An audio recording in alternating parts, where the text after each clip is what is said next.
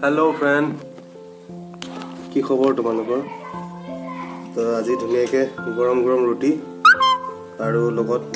মাটি দাইলটো ভাল লাগে আৰু ঠাণ্ডা দিনত তোমাৰ গৰম সকলো বস্তু ভাল লাগে খাই মাটি দাইলটো অলপ খাই চাই লওঁ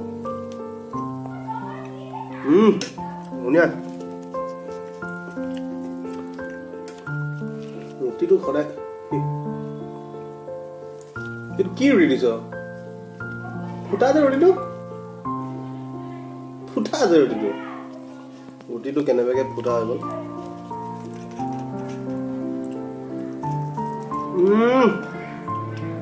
বহুত ধুনীয়া খাবলৈ